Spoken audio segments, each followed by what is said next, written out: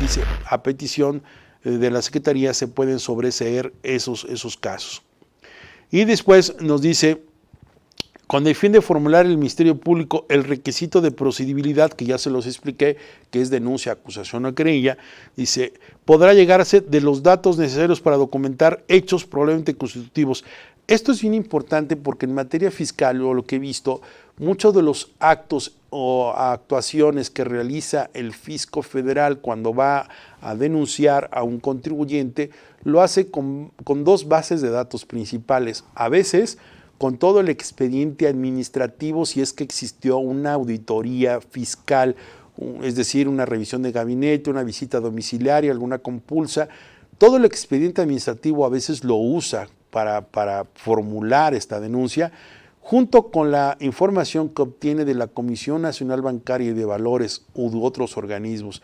Regularmente lo que hace en la práctica, que no debiera, pero suele hacer, es recoger estos datos de prueba y establecer cuál es la función que tiene para poder demostrar que alguien pues, ha incumplido con sus obligaciones, ya sea omitiendo las que debió haber enterado o causado como propias, o en su defecto que haya evadido la contribución en la cual se le esté descubriendo por parte de la autoridad. Así que estas acciones en las que se pueden recabar información hay que tenerlas en claro. Por eso es importante un tema que yo llamo así como que conducta, ¿no? Conducta al momento del visitado, porque todo lo que ustedes entreguen durante la auditoría, todos los documentos, papeles o información, si las auditorías no son vigiladas por abogados fiscalistas, puede ser que, y si estás en un tema ahí como que no traes muy clara tu vida fiscal y cometiste algún pecado y tienes alguna situación ahí que seguir,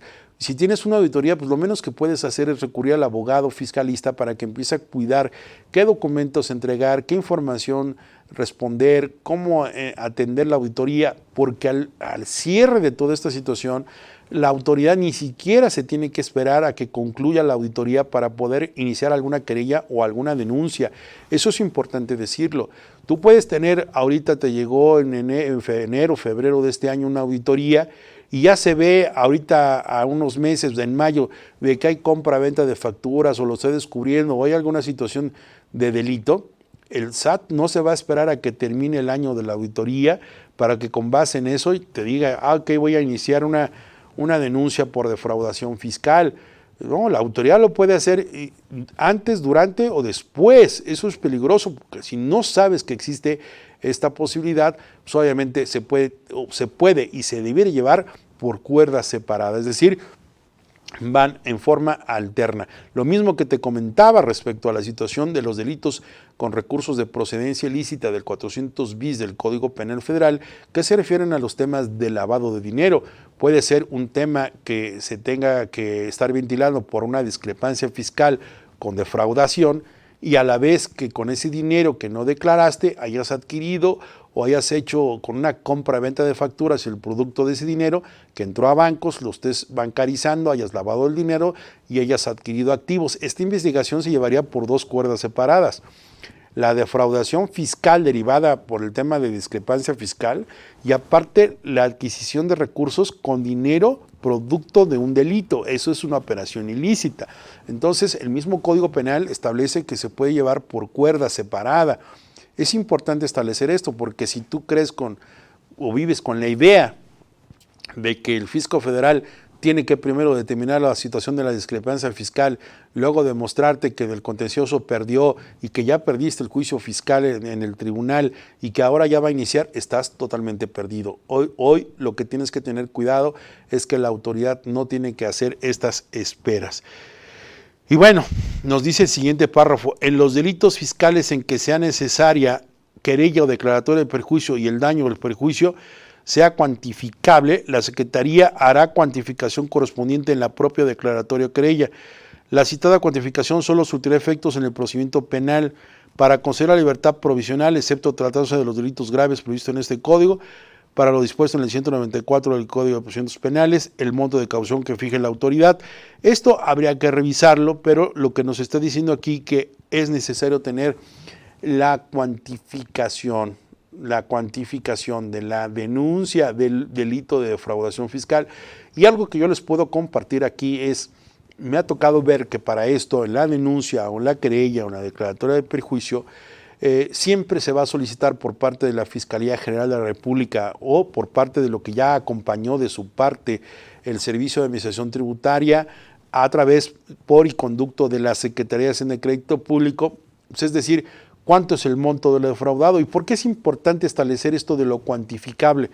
Porque, por ejemplo, a partir de 2020 se habla de que todas aquellas delitos que sean delitos que se hayan cometido, por ejemplo, al amparo de compra-venta de facturas, tienen que ser entendidos en un monto, 3 veces lo dispuesto en la fracción tercera del artículo 108, que se refiere a una cantidad de 8.645.000 pesos. Es decir, esa es la cantidad actualizada por la cual debe ser el monto defraudado o los montos que amparan los FDIs en materia de la cuestión delictiva. Entonces, no se piense que es por comprobante o por los ingresos en el fisco. No, el monto defraudado es lo que tú dejaste de pagarme o lo que me engañaste o el provecho que obtuviste.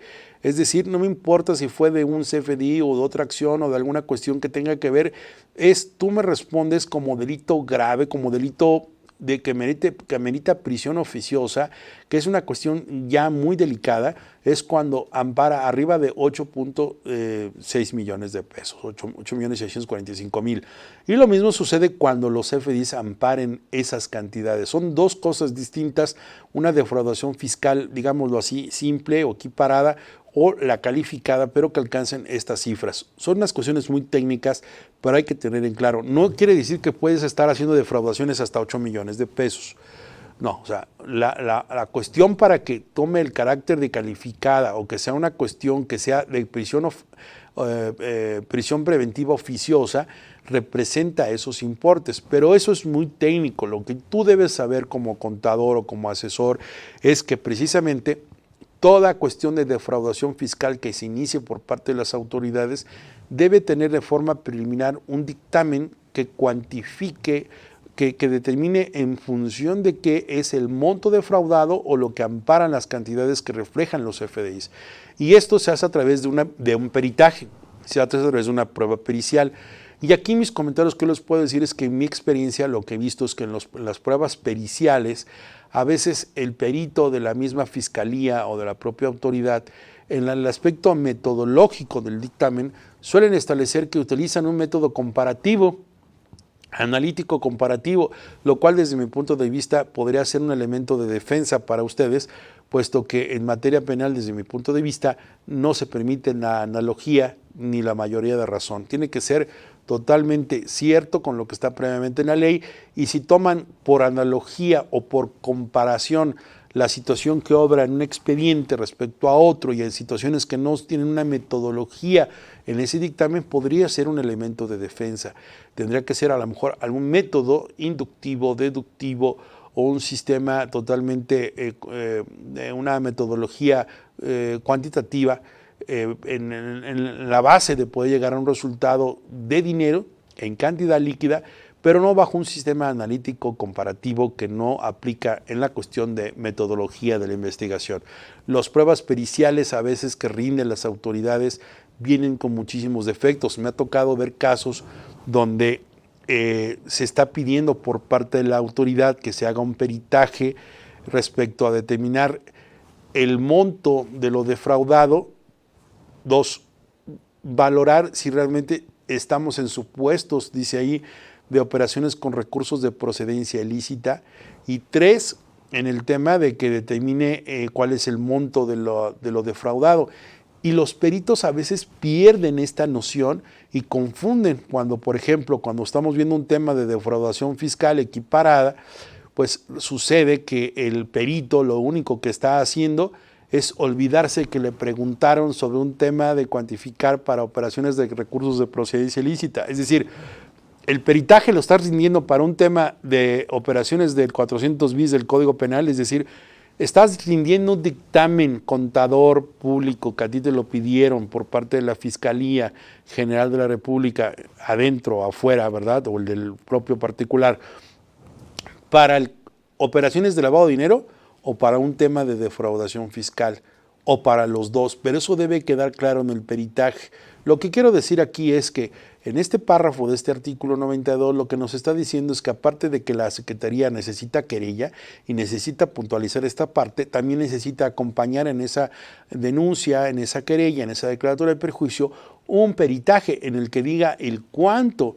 Pero para llegar a ese cuánto, aunque es obvio, no basta que diga, o sea, ahí dice claramente, no, tiene que haber un peritaje y ese peritaje tiene que tener una estructura, una premisa mayor, una premisa menor, una conclusión, debe tener una metodología y te estoy compartiendo mi experiencia en los cuales creo que son puntos que no se cubren o no se ven en la práctica en este tema. Entonces, vamos a dejarlo ahí porque dije que no iba a ser un tema netamente técnico o procedimental, pero sí saber que es necesario un peritaje. Dice el artículo 93, cuando una autoridad fiscal tenga conocimiento de la probable existencia de un delito de los previstos en este código y sea perseguible de oficio, de inmediatamente lograr el conocimiento del Ministerio Público Federal. Bueno, pues aquí nos está diciendo realmente que cuando se tenga conocimiento, pues todas las personas tenemos obligación de denunciar lo que creemos que es un delito. Es, desde mi punto de vista, un artículo neutral. Y aquí quiero pasar a este artículo, el 95, que me parece que es el más importante porque ya nos va delineando cuál es este efecto principal que tiene la responsabilidad penal. Para efectos del Código Fiscal, estoy hablando en el título 4, capítulo 2, del Código Fiscal de la Federación. Nos dice, son responsables de los delitos fiscales y conste que este Código Fiscal sería una norma especial, es decir, sí, también para efectos del Código Penal Federal se establece quiénes son responsables de la comisión de un delito, pero ese es el Código Penal Federal.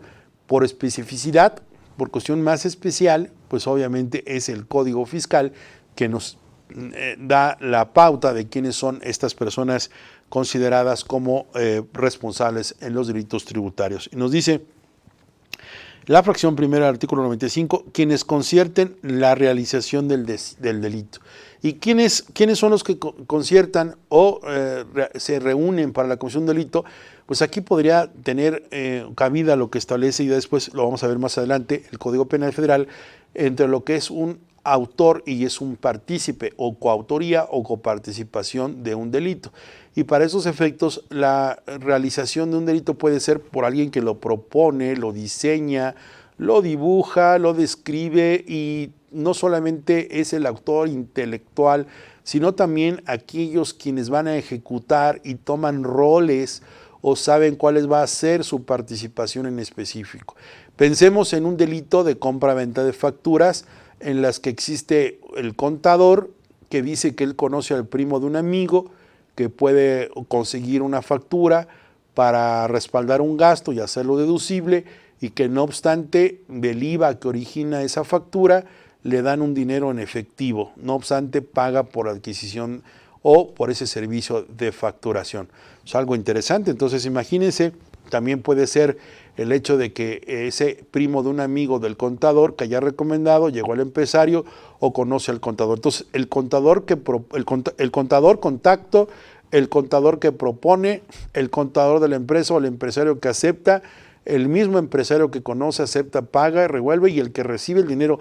Hay una cadena como de 3 o 5 o 6 protagonistas en este escenario, donde todos desde luego serían responsables. Entonces, el delito de compra, venta, enajenación, adquisición o dar efectos fiscales a un CFDI o el tráfico que provoca esto, obviamente es un delito. Ya les dije que es un delito y que este delito pues está considerado en el artículo 113 bis del Código Fiscal actual. Por lo tanto, quienes nos reunamos o que participemos de una u otra manera en esta fracción del artículo 95, fracción primera, seríamos responsables de los delitos. La fracción segunda dice, realicen la conducta o el hecho descritos en la ley. O sea, no obstante que yo te haya asesorado, oye, fíjate que si tú metes esta factura o compras esta factura o haces aparentar o propones alguna acción de una simulación de un esquema de subcontratación laboral, si tú propones y das una idea, haces una planeación, pero no la ejecutas, tú fuiste el autor intelectual o propusiste esta acción, pero quien realmente termina ejecutándola o realizándola debe estar haciendo una conducta o un hecho que esté descrito en la ley.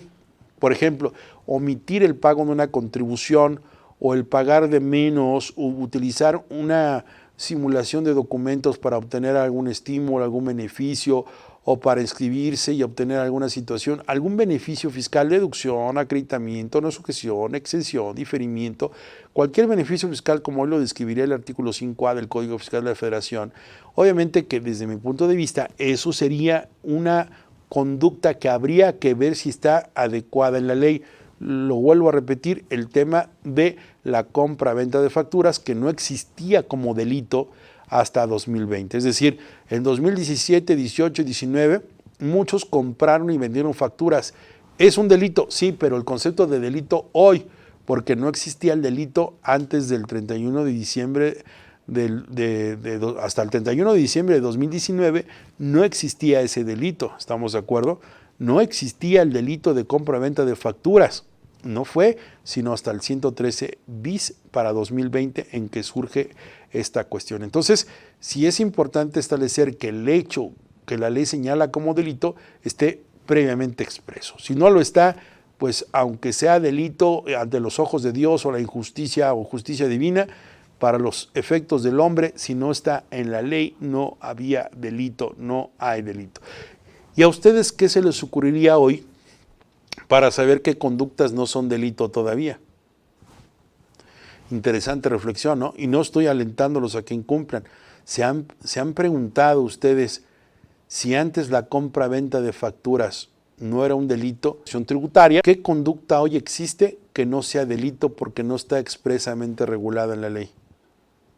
Esto es interesante y esto es precisamente una cuestión en la que yo les digo, hay conductas que pueden estar desarrollándose por los contribuyentes y que no podrían ser perseguidas porque esos hechos no están descritos en la ley como delito.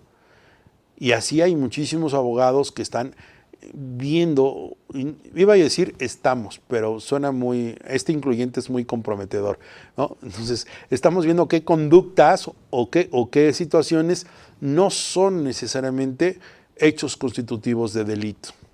Y es que así como habemos, bueno, hay abogados que nos dedicamos a estar buscando, y no digo yo, trato de ser incluyente para efectos didácticos o académicos, no es que yo lo haga, quizás pueda ser el primo de un amigo o alguien otro conocido que ustedes sepan, pero les voy a decir dos cosas.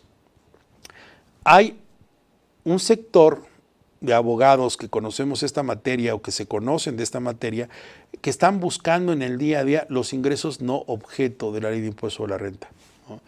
Que yo critico eso. Cuando tú dices es un ingreso no objeto de la ley, es una contradicción absurda, porque si es ingreso, sí modifica el patrimonio de una persona, y fiscalmente sí, y objeto es como decir sí y no al mismo tiempo, o es objeto o no es objeto imponible, pero no se puede decir que es un ingreso no objeto.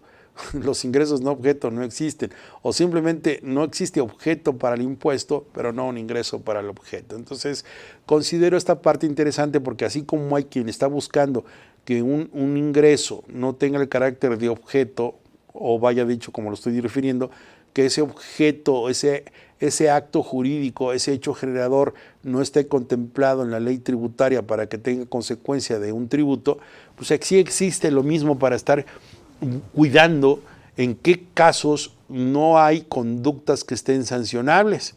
Y ustedes dirán, ¿a poco hay? No, pues hay muchísimas. No se las digo aquí por prudencia, por no alentar delitos, pero de que hay muchas acciones que no están consideradas en la ley como delito, las hay. La prueba está en que algo más, una muestra, un botón, la compra-venta de facturas, hasta 2020 apenas apareció, y eso es un fenómeno que desde el 2014 le estuvieron pegando muchísimos contribuyentes, haciéndose millonarios. Entonces, esta consideración de esta fracción en la que nos dice que la conducta o el hecho debe estar realizado por el sujeto previamente en la ley. La tercera fracción nos dice aquellos que cometan conjuntamente el delito. Y bueno, aquí conjuntamente esto sonaría así como aquella expresión medio ranchera, ¿no? Es decir, no lo mismo estar juntos que revueltos, o juntos pero no revueltos. Y esto es cierto. Conjuntamente, ¿qué significa?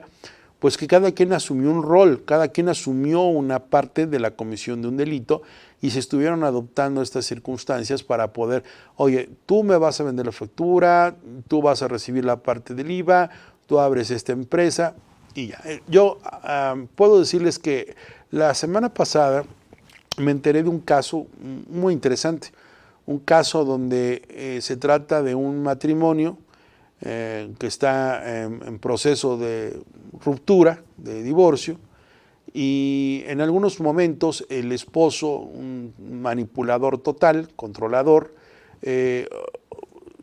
bajo engaños del amor y de una falsa relación marital y de ayuda mutua, convenció a su mujer de que con su nombre, porque él estaba boletinado, él no era sujeto de crédito, le dijo, pues saca tus créditos bancarios, dame tus tarjetas de crédito, vamos a poner un negocio, pide el préstamo, el banco le otorga los préstamos, los paga, sube la oferta para darle más crédito, busca a otro banco, le dan crédito y el tipo pues le dice, dame tu tarjeta, dame tus plásticos.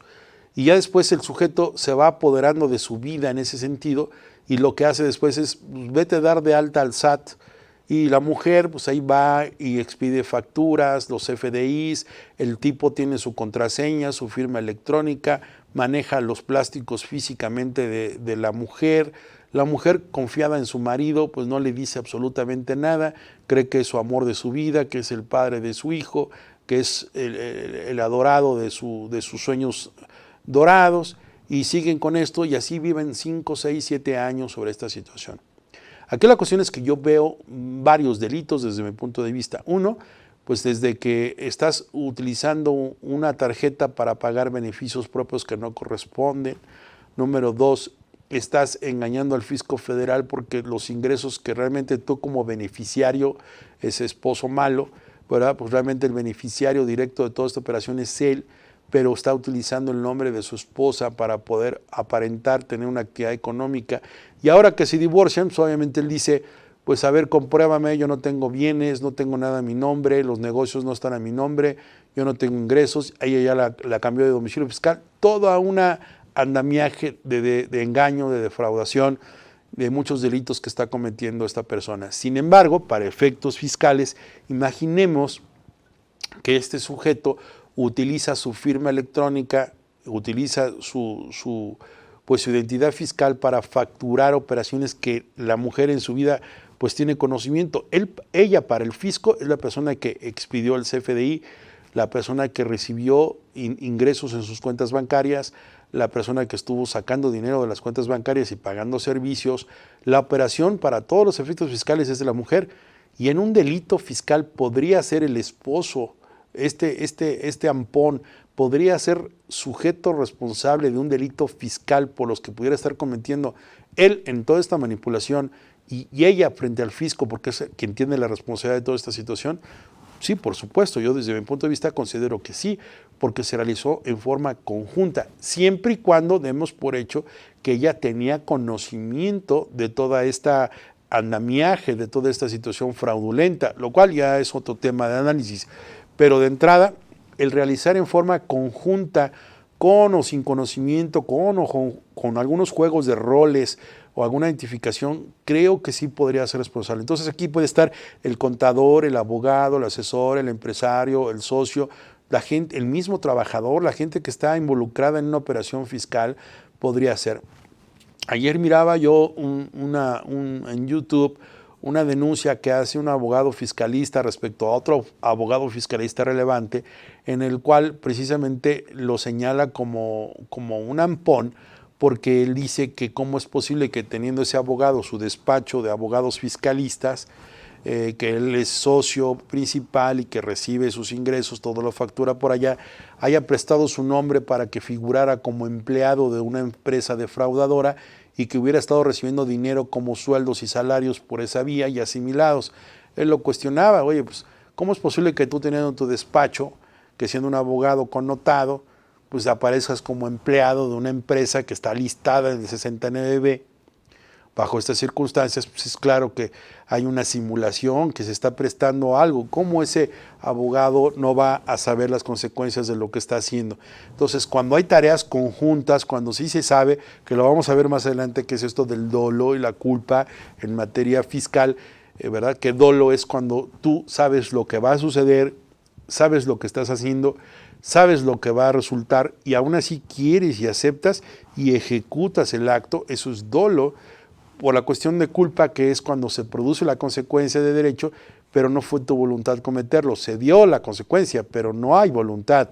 Y en el dolo hay voluntad a pesar de que sé cuál es la consecuencia de lo que voy a hacer. Entonces, cuando hablamos aquí en la fracción tercera del artículo 95, pues nos referimos a esa parte. Y luego nos dice, se sirvan de otra persona como instrumento para ejecutarlo. Aquí caso del marido con la mujer, ¿no? O simplemente aquella persona que son testaferros en las empresas, en el sentido de decir, oye, pues préstame tu credencial de lector, vamos a constituir una sociedad, yo te voy a dar a ti 5,000, 10,000 pesos, préstame tu nombre, ve a firmar al notario público, ¿verdad? Y sabemos que esas personas que figuraron en el acta constitutiva de esa empresa, pues ni son empresarios, ni son socios, ni son accionistas.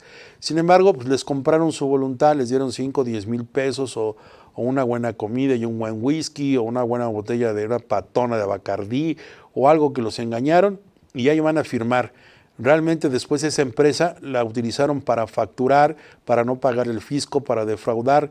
Aquí es claro que esta fracción queda clarísima. Se sirvan de otra persona como instrumento para ejecutarlo. Entonces, ¿quién es responsable de un delito fiscal? Pues aquel empresario que no figuró como socio o accionista, pero que sí manda, que sí controla, que sí participó, que sí tuvo injerencia para que otro prestara su nombre, constituyera una empresa. Es decir, si se dan cuenta el contexto de este artículo 95, nos está diciendo quiénes son partícipes de un delito, pues realmente todos, ¿no? O sea, no solo el que lo crea intelectual o materialmente, sino quien lo ejecuta, se presta, conoce, participa, sabe, o el que se vale de otro, como estoy aquí en esta fracción. La fracción quinta de este 95 nos dice, también es responsable del delito quien induzca dolosamente a otro a cometerlo. ¿Y qué significa esta fracción? Inducir dolosamente es el que tú digas, órale, compra las facturas, mira, mete 3 facturitas, eso, por eso no va a llegar ni a 2 millones de pesos. ¿Tú crees que se va a dar cuenta la autoridad en un año, en un ejercicio fiscal? No, hombre, si tú tienes más ingresos, métele ahí poquito de a 3 millones al año. Con tantos millones que facturas, ¿tú crees que se va a dar cuenta? Esta situación de inducir con el dolo también lo hace partícipe. ¿Y por qué estoy siendo insidioso en el tema de las compra-venta de facturas? Porque quizás hoy sea el delito más común que hay. Les puedo hablar, por ejemplo, de otro caso, otro ejemplo. El que induzca dolosamente a cometerlo sería, por ejemplo, el que tú sabes que tienes el IVA que no has enterado de tus operaciones y le digas, oye, pues mira, como el fisco no se puede dar cuenta hoy en día que por cada operación cuánto es el IVA que estás enterando, sino que él te ve reportando tu cumplimiento de obligación de entero con un grueso de una cantidad, pues él no se va a dar cuenta que esta factura o estas facturas originaron ese IVA y que vayan a ir, pues le pellizcas tantito, lo haces así, estás dando la idea, estás dando la plataforma o estás siendo doloso a que induces a que el contribuyente adopte esa postura. Es un poco incrédulo, creo yo, que en estos tiempos le puedas decir a alguien que no sabía lo que hace. O sea, dirían las abuelas, ya estás grandecito como para no saber qué es bueno y qué es malo. O sea, ¿verdad? Yo no comparto esa idea de que yo no sabía. No me digas esas cosas. O sea, ¿cómo no vas a saber que estabas haciendo un mal si estás recibiendo en tu cuenta de cheques dinero constantemente? O sea, ¿cómo es que te llegaron hoy 50, 100,000, 200,000, 1,000,000 de pesos y que tú crees que es una cuestión normal de tu contador que te dijo que era una devolución de IVA? ¿Qué no te das cuenta que era del robo de IVA que te estabas haciendo? O sea, si tú vendes una operación de 1,000,000 de pesos y sabes que causa 1,000,000, de ese millón causa 160,000, sabes que esa operación costó 1,160,000 y debe tener un tratamiento fiscal, o bien, si eres el que recibió el ingreso, pues tendrás que acumular la ganancia de lo que represente contra los gastos que tengas en tu empresa normal, ¿verdad? Y ese IVA en que lo traslada y lo acredita igual. No me puedes decir que de de ese 1,000,000 de pesos y el IVA que pagaste, de repente por arte de magia te llegan en efectivo 120,000 o te llegan 80,000 pesos o te llegan 50,000 de cada mes, de cada factura. O sea, no me vengas con esas cuestiones de que no sabías. Si no sabías, entonces, ¿cómo permites que haya llegado dinero a tu poder o a tu cuenta? Los empresarios, es claro que esto es un método que se utiliza, se llama así, lo pueden ustedes buscar por favor, se llama método de reducción al absurdo. Es un método para descubrir la verdad en el sentido de que la Corte lo ha establecido, está en una jurisprudencia. Método de reducción al absurdo es quién en su sano juicio